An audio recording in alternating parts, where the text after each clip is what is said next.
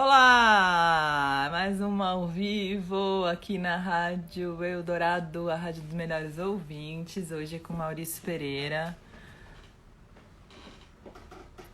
Como vocês estão? Sejam bem-vindos. Oi, Carmen. Oi, pessoal. Vocês estão nessa fase da vida já que vocês... Eu tô muito nessa fase.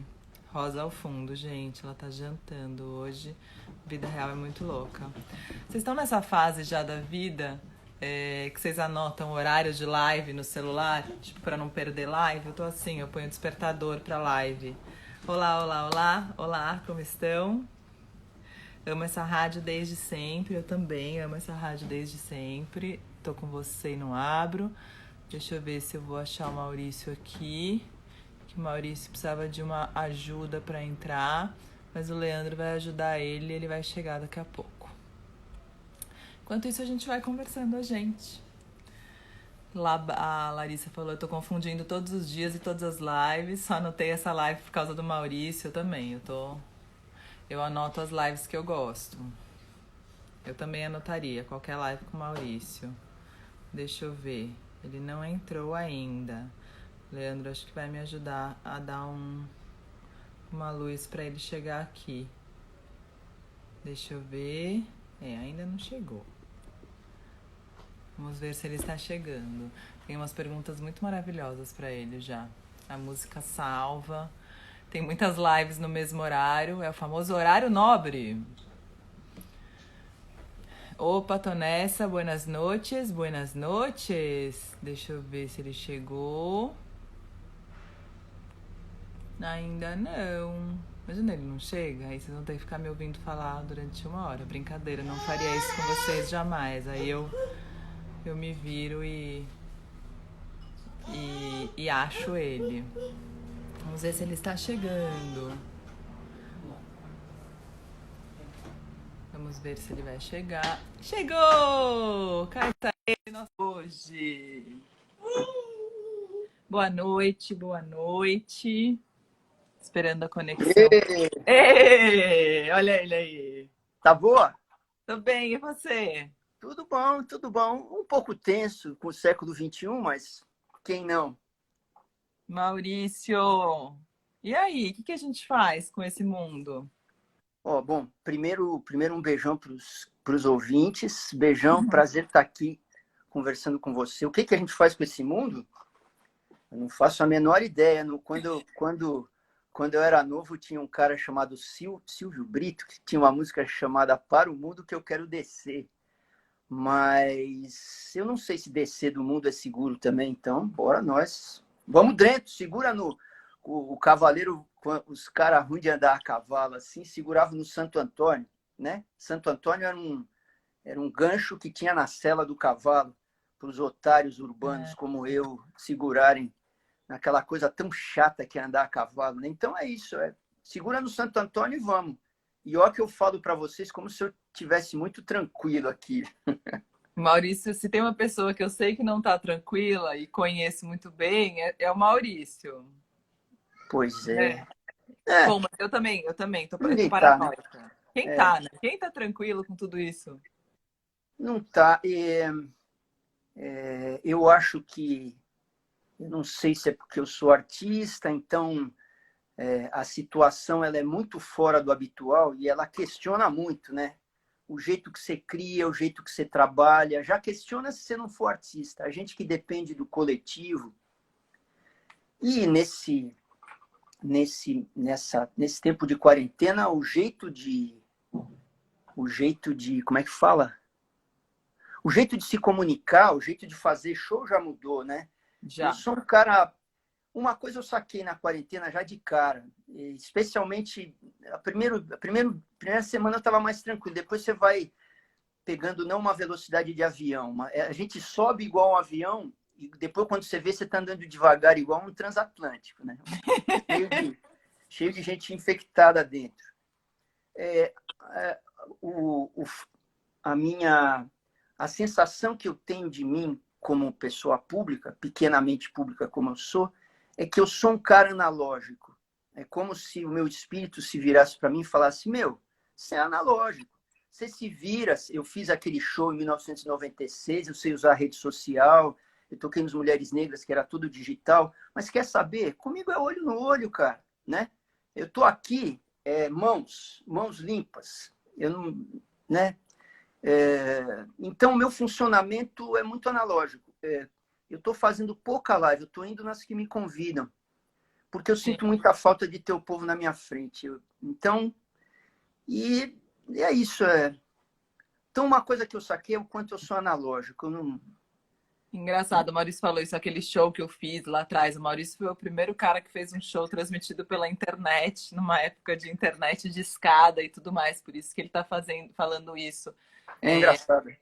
Tinha até uma pergunta, porque quando eu faço a live, eu pergunto se as pessoas têm pergunta, e o Matheus Ângelo perguntou: o que você acha dessa modinha de lives? Você que foi o criador delas. Lives. No Duro, lá em 96, quando eu fiz essa live, o meu parceiro técnico na live foi um cara chamado João Ramires, que talvez ele esteja até assistindo a gente aqui. Vira e mexe, eu faço coisas com ele, e ele montou uma plataforma, chama semprealvivo.com.br, que é um jeito que você faz a live e tem como o público pagar. Ele está preocupado com isso. Ele é um cara da tecnologia, mas é um cara muito ligado na arte e na vida independente, né? Sim. Quando eu fiz o show em 96, eu não fiz porque eu era um nerd.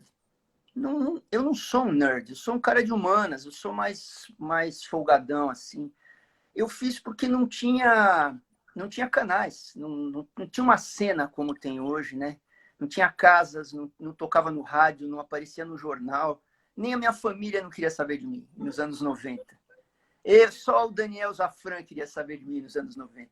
Então, mas é isso que você falou, eu fiz porque não tinha canais. Não tinha canais. E agora... Excesso de canais, né? Você pegar a entrevista, tem coisas que eu tenho falado há muito tempo, que nesse momento mais agudo, elas se apresentam com mais força. Uma delas não sou só eu, um monte de gente fala isso, que a gente está ficando cego pelo excesso de luz, burro pelo excesso de informação e insensível pelo excesso de arte, cara. O excesso está matando a gente. Você entra no Spotify ou no Deezer, você tem lá 50 milhões de músicas para ouvir. Geralmente eu olho e falo, socorro, eu vou, sei lá. Aí eu vou dar uma volta. Agora não está dando para dar uma volta, mas eu fico quieto, olho o pôr do sol. Então eu acho que a live é uma ferramentaça. Primeira coisa, é uma ferramentaça. Sim. Não dá para eu posar de... Mas eu acho que nessa época de muitas lives, se somando aos muitos livros, muitos shows, muitos discos, muito tudo, eu acho que é mais um desafio que a gente tem, é filtrar a informação, não pela qualidade dela, mas pela quantidade. Eu falo muito isso. Quando eu era adolescente, eu via um show do Caetano Veloso em abril, aquilo era uma droga pesada o suficiente para eu ficar 6 meses esmiuçando ela na minha cabeça. Hoje a gente vê um show do Caetano e um da Lady Gaga, eu leio mais 2 livros, mais 47 matérias e toda a rede social. E que necessidade, então, né? Eu já pensei isso várias vezes. Que necessidade, tô falando por mim mesmo, que necessidade que eu tenho de viver outras coisas tantas vezes, né? De ler um livro de ficção, de ir no cinema, de ir no teatro, de ouvir um disco, de por que será que eu tenho essa necessidade de estar em tantos lugares, vivendo tantas outras coisas, com tantos estímulos? Eu acho que um pouco essa época de excesso de oferta ela empurra a gente. Mesmo num mundo com tanta desigualdade, ou num país com tanta desigualdade que nem o Brasil, mas o celular é muito difundido e o excesso de coisas chega, tanto para quem é mais intelectual ou menos intelectual. O excesso de coisas aparece, né? Olha, é um desafio filtrar. Filtrar notícia, filtrar quantidade. A qualidade eu nem vou falar, né? Sim. Mas é maluco isso. Eu tava, confesso que no começo dessa era de lives que estamos passando, eu tava bem receosa de tantas lives, né? Eu comecei a ficar meio atordoada. E aí teve um dia que eu tava super chateada em casa, muito triste com tudo isso que tá acontecendo. Eu acho que a gente tem dias que a gente se sai, né? Que rola tudo certo. Tem dias que é um buraco que você fala, não vai... acabou, sei lá. E eu tava num desses dias que acabou. Fui dar banho na Rosa e começou uma live do Tim. Fui dar banho na rosa, não é lindo? Não, não parece uma canção? Fui dar E... banho na rosa. Continua. Fui dar banho na rosa. Fui dar banho na Rosa e aí entrou numa live o Tim, seu filho, que calha de ser seu filho, falando da minha filha, e eu entrei para ver e comecei a chorar, fiquei super emocionada e aquilo melhorou meu dia, sabe? Uhum. E comecei a entender também que existem agora novos meios, novos métodos de se conectar com a arte por isso aqui. Uhum. Que é esquisito, mas que é o que a gente tem nesse momento, né? Sabe o que eu acho legal da live? Eu sou um cara criado a rádio. Basicamente, meu cérebro é um alto-falante de um rádio. Tanto que eu falo que eu não faço videoclipe das minhas músicas, elas são para ser ouvidas, né? Então, eu tenho cabeça de rádio. E o rádio, ele tem algumas características. Uma delas é que você ouve a música, você só ouve a música. A outra é que você ouve a música lavando o prato, andando no carro, no ônibus, no escambau. Mas a outra é que o rádio, ele é um lugar onde tem conversa mole. Tem programas de rádio. Eu escuto muito rádio. Aqui em casa tem rádio na cozinha, no lugar que eu trabalho. Se eu entro num carro, estou de rádio. Eu uso o TuneIn, que é eu tenho um iPhone. O iPhone é uma porcaria de um telefone que não tem rádio. Então eu uso o Sim. TuneIn, que tem rádio do mundo inteiro. Eu gosto de ouvir cara falando no meu ouvido, né? E muitas vezes ter o cara falando do jeito próximo, que é o rádio, o cara te baixa a bola. Eu acho que o falatório, se ele for bem conduzido, bem respirado, ele te bota muito próximo. Nesse sentido, eu acho que o live tem isso. Pô, eu tô na minha casa, você tá na sua, eu tô perto aqui, ó, muito perto, sabe? Eu não tô com aquela coisa formal, por mais informal que eu seja, mas aquela coisa formal de forma, de formato que tem no palco, né? Então, eu tô aqui, não tô com figurino, não tenho uma luz, de vez em quando eu pego a luz, ponho na minha cara porque eu não tô me enxergando direito, tô vendo a minha cara, é diferente, né? Então, essa proximidade, ela vale um abraço, mesmo que seja por um celular, né? Eu fiz poucos lives até agora. Eu fiz um a convite eu fiz dois. Um pro... A Folha me pediu para cantar uma música infantil. Cantei. Foi 15 minutos. E um foi com o Fernando da revista 440 Digital. E o que eu saquei é que o live parece muito programa de rádio. Você ouve, você vê lá, ó, o Redane Facundo. Eu também curto rádio. Olha lá, Redane Facundo. Você responde o ouvinte. Mário Batista fez assim, ó. Às vezes o cara pergunta, você fala. E eu senti, especialmente quando eu fiz o live cantando umas canções infantis, que as pessoas estão muito agoniadas. É um momento tenso. Não bastasse essa possibilidade mais concreta, real, curto prazo da morte, mas o Brasil está numa situação política que a gente está agoniado. Está agoniado. E eu acho que não é só nego de esquerda ou centro-esquerda, em geral. No Brasil está, em italiano eles falam spaventato.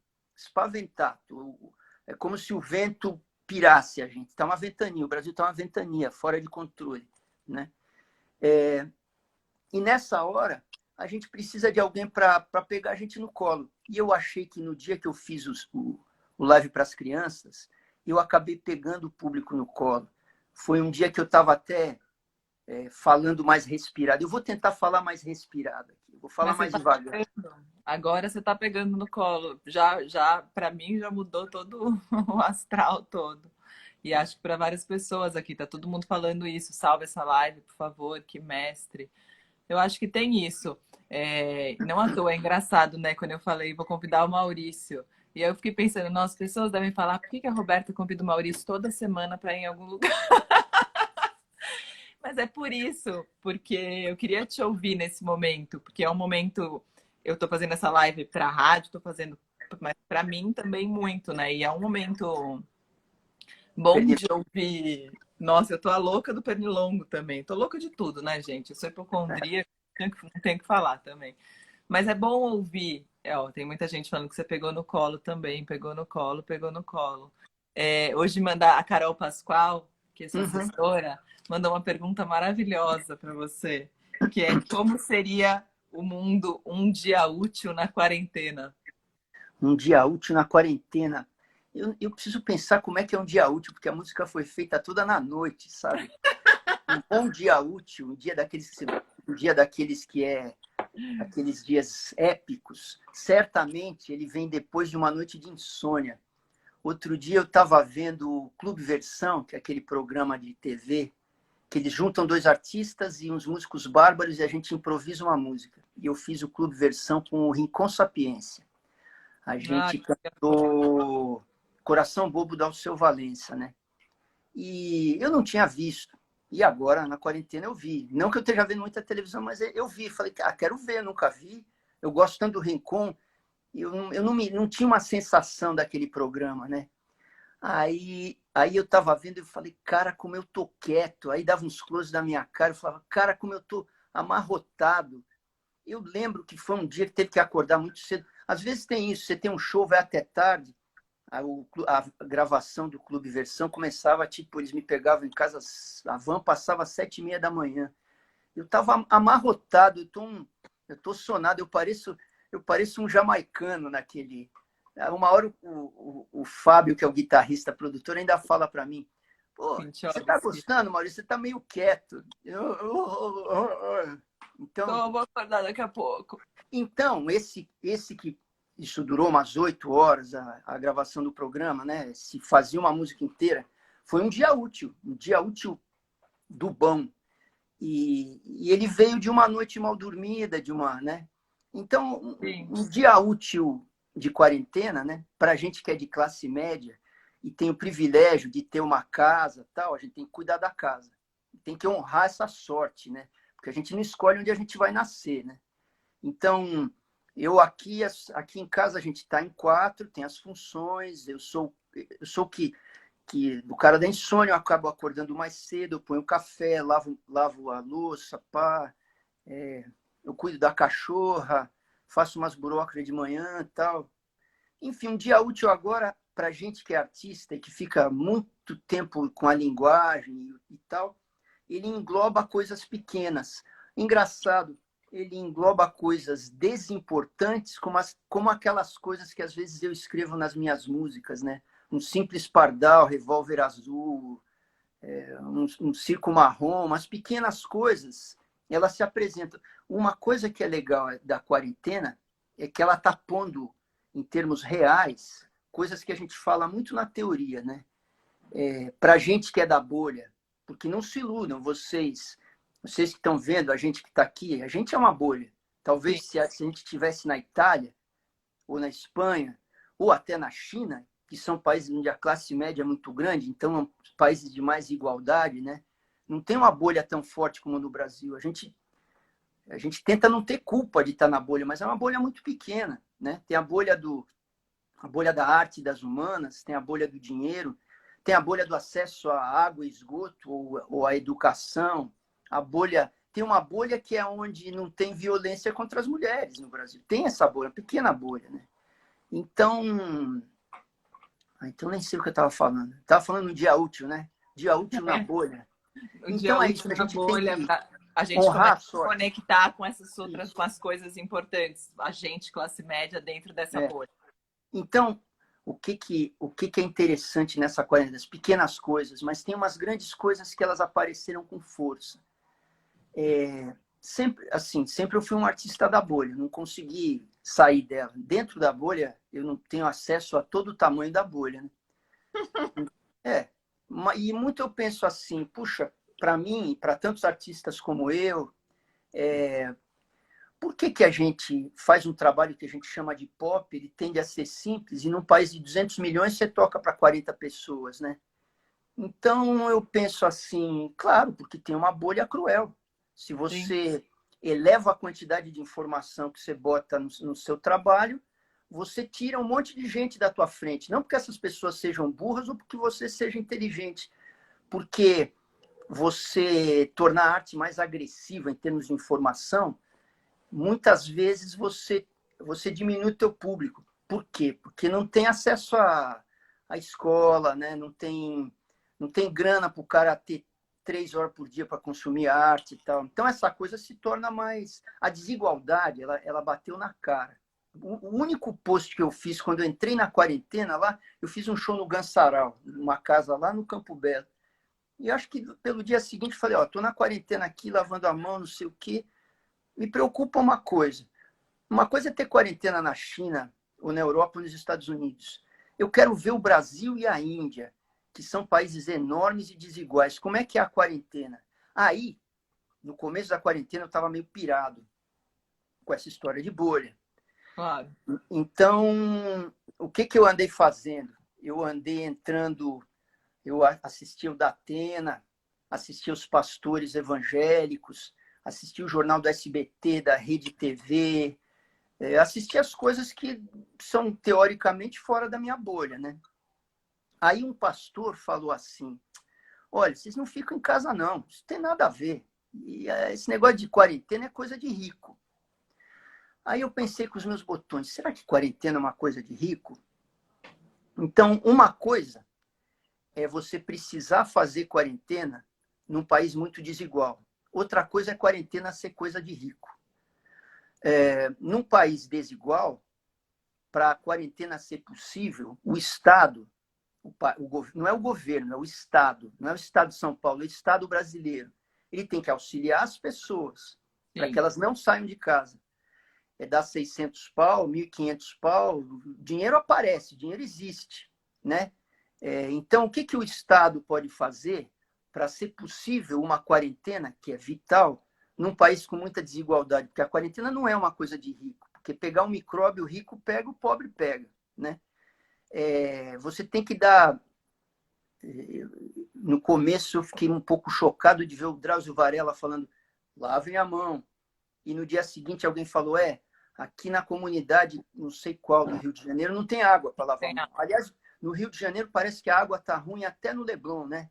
A água ainda está suja lá, né? Sim, tá. E aí começam a aparecer as matérias, que metade da população brasileira não tem acesso à água tratada, esgoto, né? Então, para uma quarentena não ser uma coisa de rico, o Estado tem que fazer a parte dele. Não dá tempo de oferecer água, escola para todo mundo, ou internet rápida para todo mundo. Pô, dá grana, dá infra, dá máscara. O fato quarentena só é uma coisa de rico se o Estado não cumprir a função dele. E rico, no Brasil, se o cara ganhar 6 mil reais, ele é rico. Que diabo, né? De qualquer modo, é um modo cômodo. No caso, o pastor falou isso. É um modo cômodo de você fechar a discussão, né? E dar a impressão que, sei lá, que é dos pobres o reino dos céus. E você cria a rixa aí, né? E você tira o Estado da reta. Então, essas coisas estão aparecendo. O negócio da desigualdade, para mim, é o assunto top da quarentena. E vai ser, vendo as condições e tudo que está acontecendo com o Brasil, e vai piorar muito ainda. Eu acho que o Brasil vai entrar numa... Enfim, acho que mesmo quando você sai na rua para fazer qualquer coisa, você vê que, sei lá, você tem que sair para fazer alguma coisa. Eu fico assustada com a quantidade de gente. Eu fui dar vacina de gripe na Rosa, porque ela precisava, porque é pequenininha, e fiquei impressionada com a quantidade de gente na rua. Falei, gente, não é possível. E aí é muito louco isso, porque, claro, tem o pessoal que está na rua porque precisa estar, porque eu acho que ficar em casa no Brasil, sim, é um privilégio, não é todo mundo que pode ir em casa.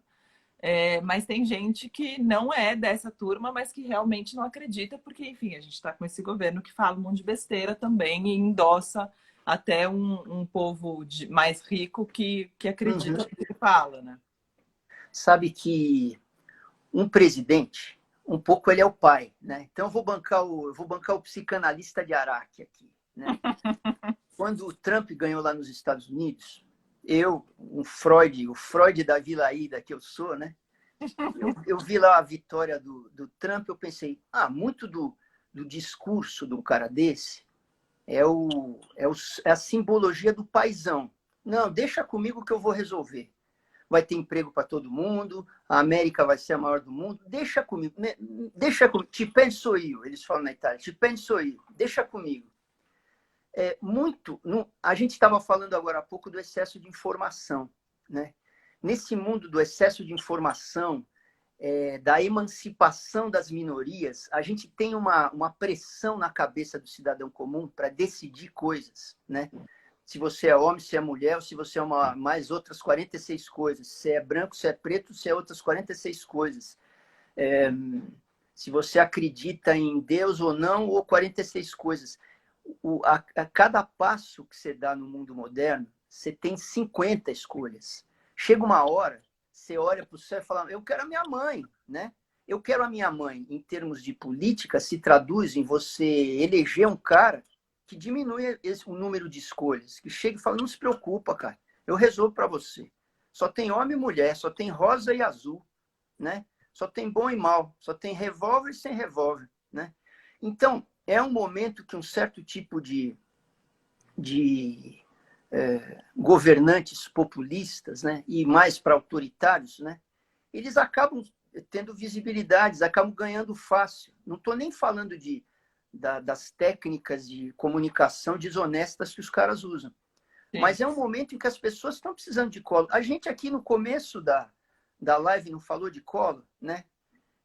Precisa. Mesmo um cara, você pegar um cara cheio de livro, ele precisa de colo. Hoje precisa de colo. Se quiser mudar de assunto, vamos ser mais Ana Maria Braga, mais Xênia, mais rádio aqui. Mas eu acho que a gente precisa de colo.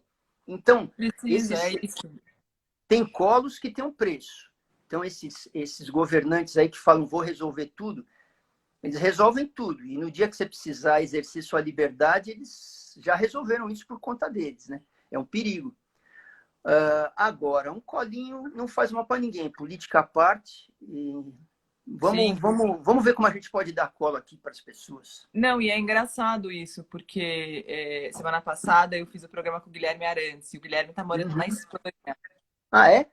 Ele está na Espanha, ele foi para lá estudar música barroca, porque ele estava um pouco cansado e um pouco perdido, até ele falou que com essa nova geração da música, que ele não estava se situando e achando o lugar de fala dele nisso tudo. Ele foi para lá estudar música barroca e está na quarentena lá com a namorada dele, com a mulher dele lá.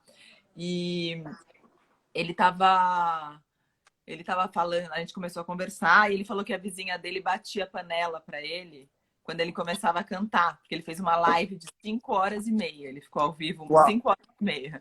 E aí ele falou isso e eu falei para ele, fala para ela vir bater panela aqui no Brasil, que a gente bate às 8h30, que tem horário e tudo. E aí muita gente ficou muito brava e começou a me xingar, e foi uma loucura, assim, de live, com muita gente me xingando, falando, que besteira, a repórter falou de política e estragou tudo. E o que está em estudo é que toda vez que a gente está falando de arte, está falando de música, a gente está falando de política. Então é inevitável eu entrevistar um músico e falar sobre isso, né? Eu não sei como é que faz. Uma coisa que eu mais vou falar aqui é eu não sei como é que faz para falar de política expressando dúvidas, né?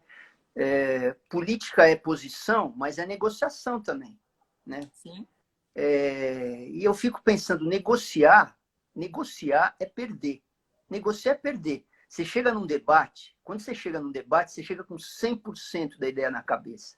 Se o debate for bom, você volta com menos de 100% da ideia na cabeça, né? Embora você venha com a cabeça maior do que você foi, né? E o que é mais importante, né? A gente vai ao debate, né? Porque tem gente que não vai. Mas eu acho que isso são coisas do tempo moderno. Eu não sei, deve ter um monte de pensador que já escreveu sobre isso. Eu nasci em 1959. Eu falo muito em tudo quanto é entrevista. Eu nasci em 59. Porque isso ajuda a situar o tempo em que a cabeça da gente foi formada, né? Tanto na informação, no intelecto, quanto na psique do universo. Como é que as pessoas sentiam, como é que as pessoas viviam, né? Eu sou um paulistano, classe média, anos 59, cresci nos anos 60, era uma ditadura. Eu cresci na Vila Olímpia. A Vila Olímpia não era um bairro de Mauricinho. O Mauricinho da Vila Olímpia era eu, que era um Maurício pequeno. Tinha uns 2 ou 3 lá. Hoje ninguém mais chama Maurício, né? Mas o fato por que raios que eu estou falando disso. Eu preciso voltar para catar o hipertexto. Você está falando que você nasceu em 1959 e a gente está falando de que tudo é política ou não é política. E você falou que contextualiza.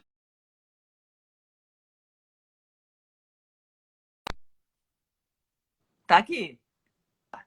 Então, aí eu, lembrando dos anos 60, tinha 2 canais de televisão, meia dúzia de rádios, e corintiano, classe média, família típica de classe média paulistana, que tem um sobrenome português e um sobrenome italiano. Meu quarteirão inteiro lá na Vila Olímpia era assim. A gente jogava na rua, tal, palmeirense com corintiano. E quando ia no jogo, ia palmeirense com corintiano. Só o Palmeiras ganhava. A gente, corintiano, ficava puto, mas, pô, você perdia. E você ia junto com os palmeirenses, e eles zoavam você. E aí um dia o Corinthians ganhou e você zoava. Eu não entendo, eu fico tentando achar onde foi a transformação, que o futebol reflete muito a sociedade, né? Onde é que transformou que o jogo de futebol é de torcida única? Em que momento isso mudou? Que o corintiano não vai mais com o palmeirense junto, cara. E o Palmeiras faz um gol no Corinthians e o cara fala, meu, aí, pô, não sei. Faz muita falta. É muito triste ver um jogo só com os caras do teu time do lado. É muito chato. Ó, tem um cara que falou, viva o Palmeiras. Au, maledetto. Não, mas eu tenho primo palmeirense, grandes palmeirenses. Eu nunca vi, é isso. Eu sempre fui no jogo do Corinthians, aquele jogo que entrava de um lado e o outro do outro. Pois que é. Separado, e que se encontrasse ia ser um horror.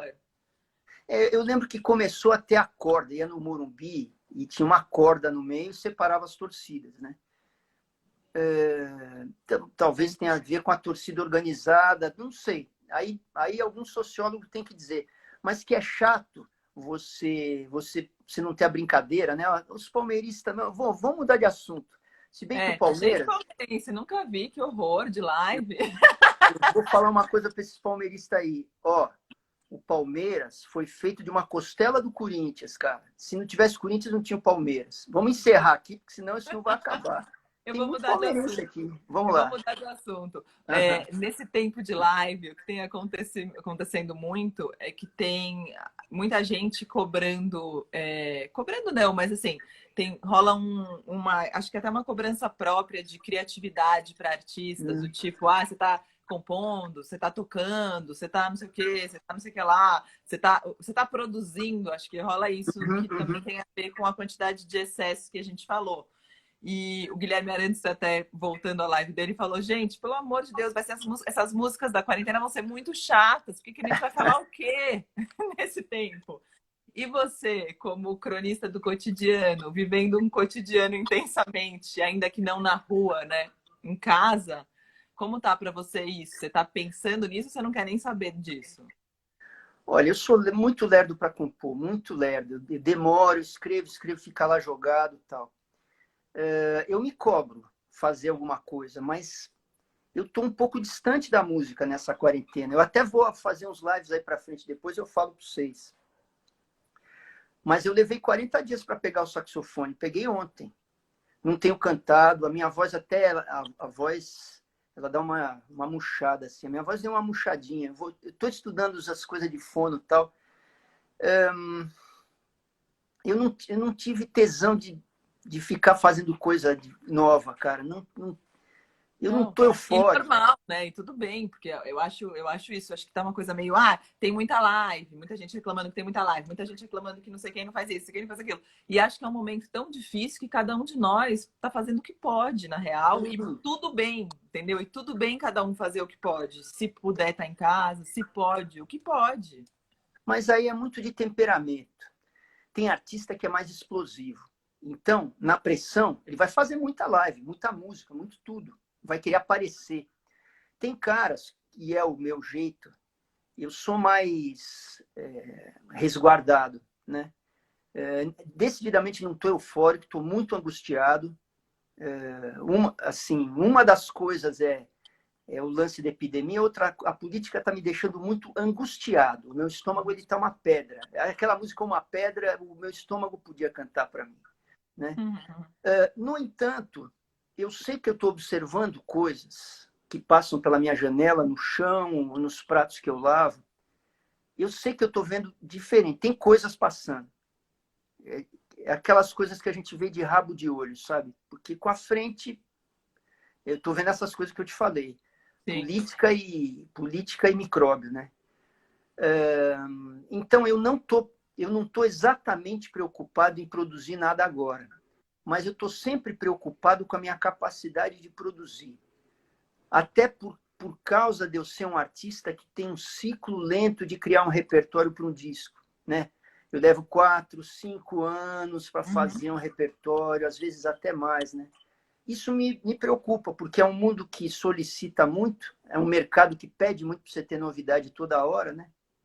Por outro lado, quando começou aqui a parada, eu pensei assim, não vou, em princípio eu não quero muito fazer live, então eu estou indo nas que me chamam, e eu fui caçar no meu baú coisas que estavam acontecendo e que ninguém viu direito, que nem o Clube Versão, eu badalei bem. Saíram 2 vídeos que uma molecada de Porto Alegre, do Ocorre Lab, gravou comigo e o Tom em Porto Alegre no ano passado, e eles lançaram agora, né? Aí o Chico me chamou para participar de um live dele para o Bona, que é no sábado, né? Então eu estou Chico é o vendo filho mais isso, um filho do Maurício Pereira, que é o Chico Bernardes. isso. O Maurício, além de tudo isso, é também pai de Chico e Tim. Chico e Pois Tim. é, Chico e Tim, ó, Chico e Chico Tim. e Tim. Enfim, bem ou mal a gente acaba fermentando coisas na cabeça, mas eu não estou muito preocupado, não. E eu acho que aí tem mais uma coisa, que ela é casual. Tem muitas casualidades na minha quarentena. Desde cedo, como artista, eu nunca consegui sobreviver inteiramente do dinheiro que eu ganhava como autor, como Uhum. performer, né? Então, sempre eu tive que fazer muita coisa. Coisas com publicidade, com cinema, com educação. Eu montei palco, iluminei show, fiz. Então, algumas coisas que eu faço continuam funcionando, né? Por exemplo, o lance de locução. Eu faço locução. Isso salvou a minha vida. Talvez se eu não fizesse locução, talvez eu não tivesse os meus 2 últimos discos. Porque eu sou um cara, eu sou muito bicho do mato. Eu nunca corri muito atrás da lei de incentivo, né? Eu fui criado na bilheteria. Então, eu não tenho esse reflexo, embora eu ache a lei de incentivo necessária em muitos Sim. aspectos, mas eu não tenho essa pegada.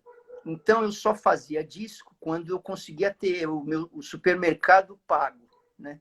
Isso torna mais difícil eu fazer disco, né? Sim. Então, por acaso, coisas que eu faço fora da música me permitem também estar mais recolhido, né? E ajudar quem eu posso. Eu preciso ter uma conversa séria com a minha banda. Pessoal, preciso ter uma conversa séria com vocês. Amanhã eu vou ligar para vocês. Nós precisamos Sim. fazer um Zoom, preciso falar com vocês. Boa. Tem uma pergunta maravilhosa que eu até falei eu falei, nossa, olha essa pergunta, eu vou fazer essa pergunta e posso ir embora que o Maurício vai ficar pirando. Ah, O pessoal sabe que é você e manda aquelas perguntas mais perguntas, sabe, né? Emenda. Eu não sei o nome da pessoa, porque o nome dela é GSL81, sei lá, tem um nome estranho no Instagram. Mas ela falou, Maurício, se você pudesse voltar no tempo, o que você diria para você mesmo aos 20 anos? Puta, aos 20 eu não sei, mas aos 16 eu diria assim, pô, cara, você devia ter coragem de não fazer uma faculdade e ir trabalhar na FEPASA. É isso que eu tinha que fazer. Eu sou um ferroviário frustrado.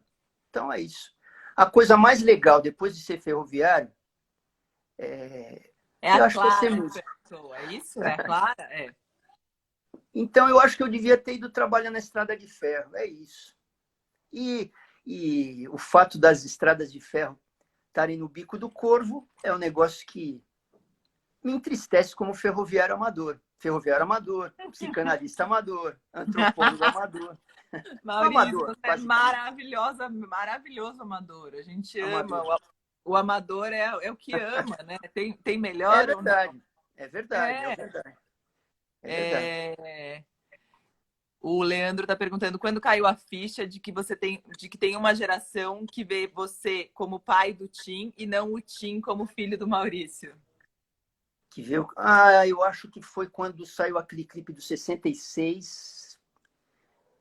Putz, cara, em um mês eu era o pai do Tim. E ó, eu vou dizer, hein, antes de sair. 66 é o primeiro disco do Terno. Isso, de que ano é aquilo? 14, talvez? 2013 ou 13?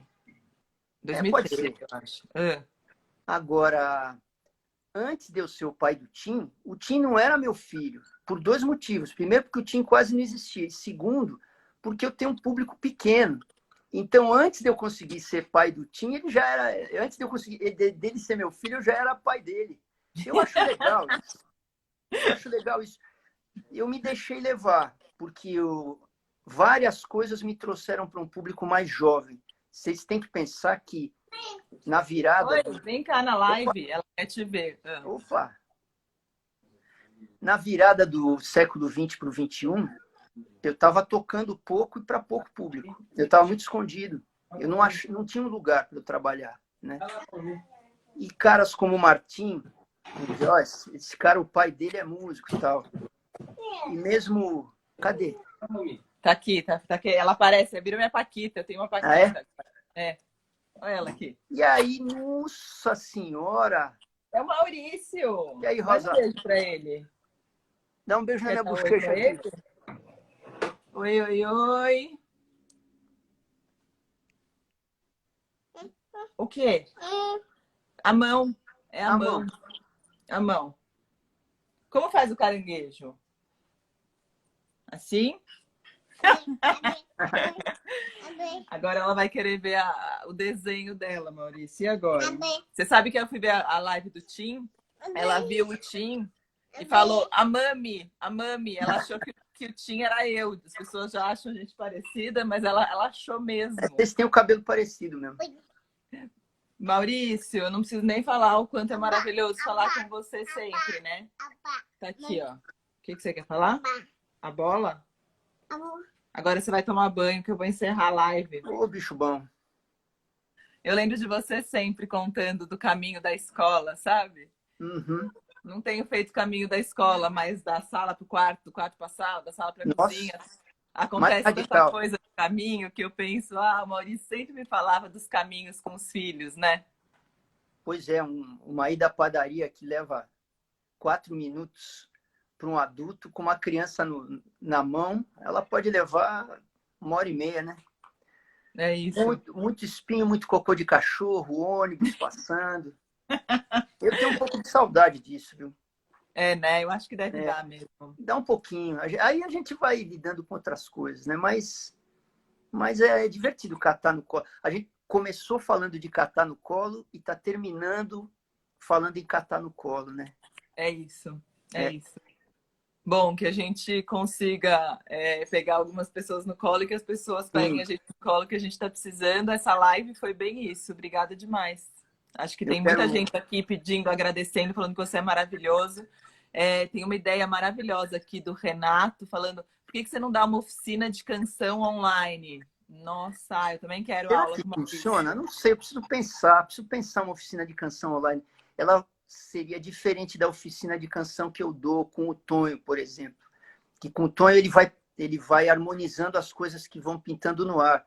Eu acho que eu teria que dar uma oficina de canção como se eu fosse um camelô daqueles que engolem cobra na Praça da Sé sozinho. Preciso pensar nisso. É que eu tô tão pouco canção na cabeça, cara, rapaz. Mas talvez seja aula bom, de qualquer coisa, pra gente fazer aula com você, de qualquer coisa. Eu vou te chamar no WhatsApp, depois a gente continua pensando na aula. O que eu acho o máximo é que se eu dissesse para vocês quanto a minha cabeça tá oca, quanto eu tô com cabeça de ovo, e vocês vêm me dizer que eu tô sabendo um monte de coisa, ó, cuidado, hein? Cuidado. Talvez Talvez a gente que não esteja sabendo de nada, mas você tá parecendo incrível. Brincadeira, você é incrível. Obrigada, Maurício. Querida, obrigado. Bons lives para você. De vez em quando eu tô dando uma rebarba no Som Apino. Agora você tá ao vivo de novo, né? Tô ao vivo. Eu gravo de madrugada, mas tô ao vivo. Jura? É? Eu achei que era live mesmo. Não, aqui, ó. Uau! Eu gravo à noite, quando todo mundo fica em silêncio, eu gravo e mando para eles. Olha, parece ao vivo. Isso é bom. Eba. Isso é bom. Um Querida, beijo, obrigada. beijão. Fiquem bem vocês todos aí. Vocês Logo, também. logo a gente vai fazer aquele show com muita saliva, tá bom? Muita. Beijo.